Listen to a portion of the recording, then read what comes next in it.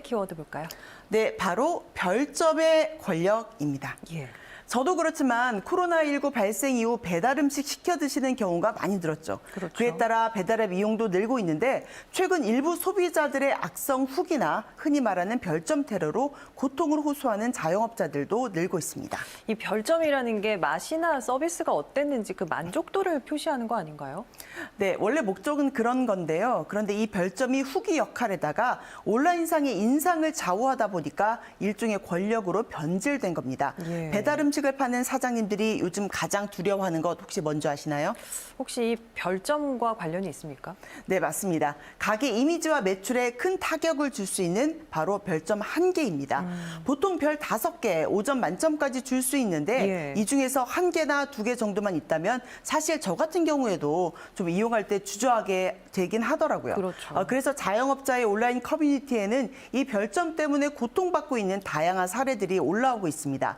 아무래도 시간에 쫓기는 업종이다 보니까 종종 배달 품목을 빼먹기도 하잖아요. 그렇죠. 이럴 때 좀 야박하게 별점을 주는 경우가 많습니다. 문제는 이 별점이 악용되는 데 있습니다. 예를 들면 제공되지 않는 포크를 안 줬다고 환불을 요구한 주문자에게 안 된다고 하자 후기에 별 1개와 맛없어서 다 버렸다는 글을 올린 경우도 있고요. 1인분만 주문해놓고 1인분 양만 왔다고 또는 본인이 잘못 주문해놓고 잘못 시켰다면서 혹은 미포함 음료를 가져다 주지 않았다면서 별점을 낮게 주는 사례도 있습니다. 자, 이럴 때는 어떻게 대응해야 될까요? 업주 입장에서는 쉽지 않을 것 같아요. 네, 배달 장사가 필수가 된 상황에서 후기와 별점이 매출에 큰 영향을 미치기 때문에 적극적인 대응보다는 소가리만 하는 경우가 많습니다.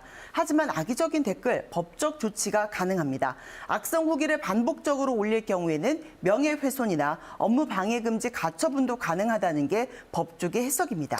자, 그래도 처벌보다는 뭔가 합리적인 평가 시스템을 마련하는 게 조금은 더 바람직해 보이는데 어떨까요? 네, 예를 들면 미국의 우버 택시처럼 기사와 승객이 상호 평가를 하게 하거나 또 문제 있는 댓글을 반복해서 올릴 경우에 걸러내는 시스템을 갖추는 것도 방법이 될 수 있습니다.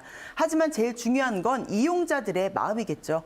화풀이나 개인적인 감정 대신에 다른 소비자들을 위해서 합리적인 별점을 주는 것이 가장 효과적인 방법이 아닐까 합니다. 지금까지 뉴스픽이었습니다.